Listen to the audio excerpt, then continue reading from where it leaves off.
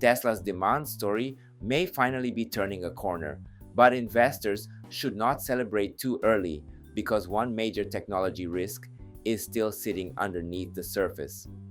Hi everyone, this is Ken from Life in the Future.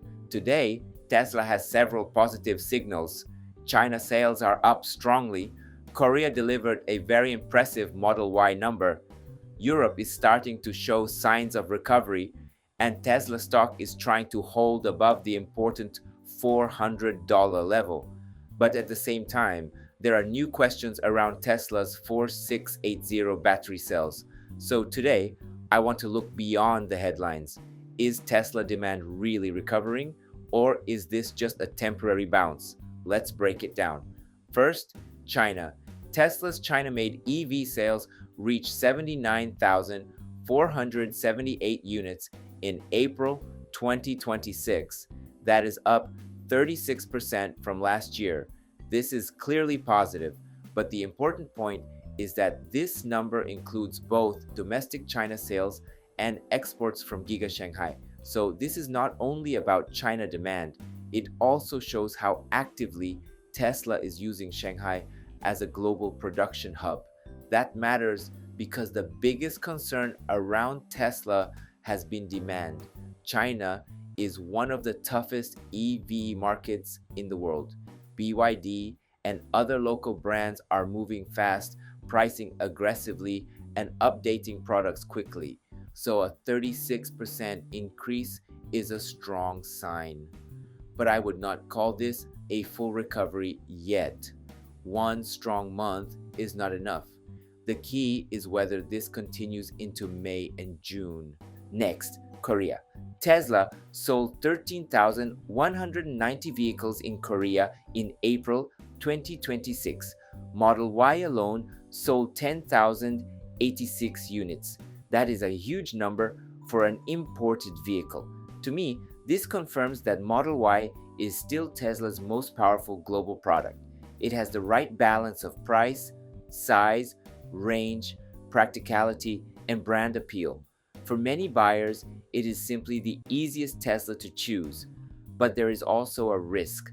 Tesla is becoming heavily dependent on Model Y. That is good when Model Y is strong. But over the long term, Tesla needs more than one major volume product. Model 3 still matters.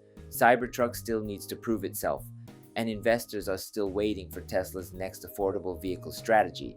So Korea is positive, but it also reminds us that Tesla's next product cycle is very important.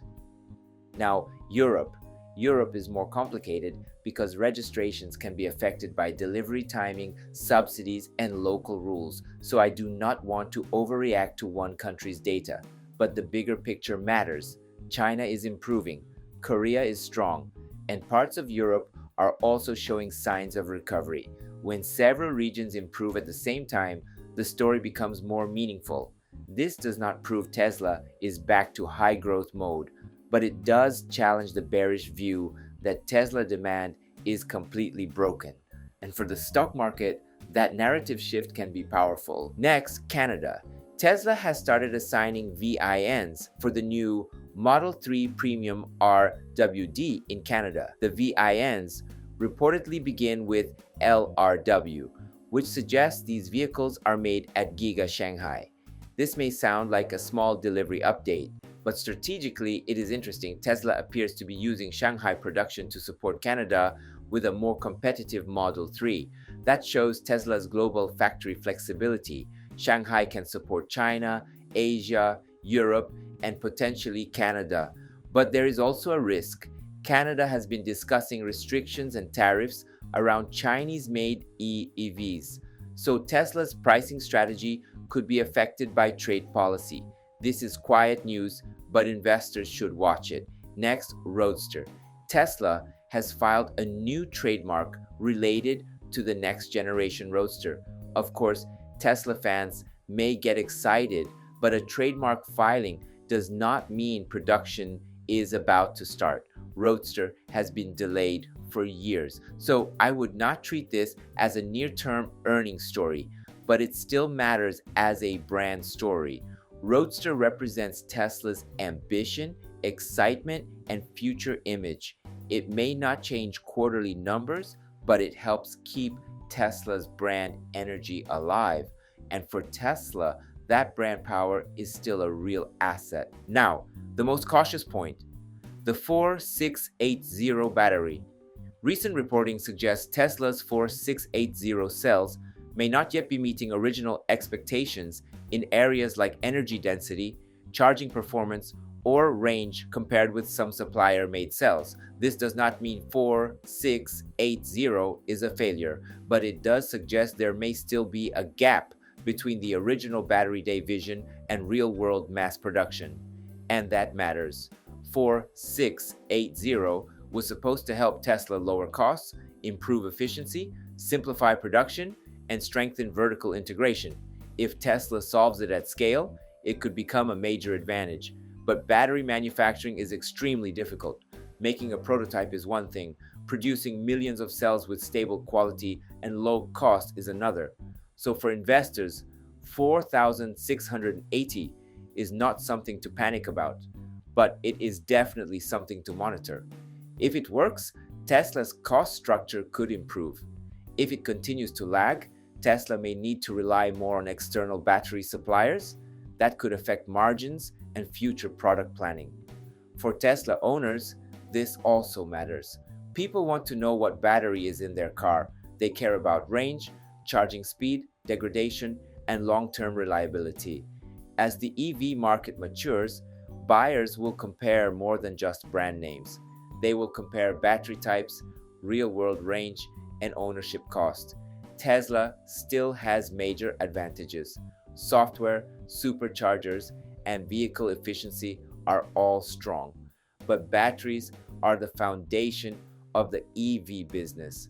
So 4680 remains an important story. Now, let's bring this back to Tesla stock. The $400 level is psychologically important. For short-term traders, it may look like a momentum line, but for long-term investors, the bigger question is this: is the market starting to believe in Tesla's demand recovery again? If stronger sales continue in China, Korea, and Europe, that could support the stock narrative. But if the recovery fades quickly, the market may return to concerns about demand, margins, competition, and price cuts. So the stock price matters, but the fundamentals matter more. So here is my takeaway. Today's Tesla story is mixed but important. Sales momentum appears to be improving. China is rebounding. Korea shows the power of Model Y. Europe may be stabilizing. Canada shows Tesla's global production flexibility. And Roadster keeps the brand story alive. But the 4680 battery reminds us that Tesla's future depends not only on demand, it also depends on execution. Tesla is valued as more than a car company, but Tesla still has to prove that it can scale its technology into real products with real cost advantages. For long-term investors, the key is balance. Do not ignore the demand recovery. These numbers matter, but do not assume one strong month means everything is fixed. Watch the trend. Can Tesla sustain demand without too many price cuts? Can it protect margins? Can Model Y strength continue? Can Tesla solve 4680 at scale? Those are the questions that matter most.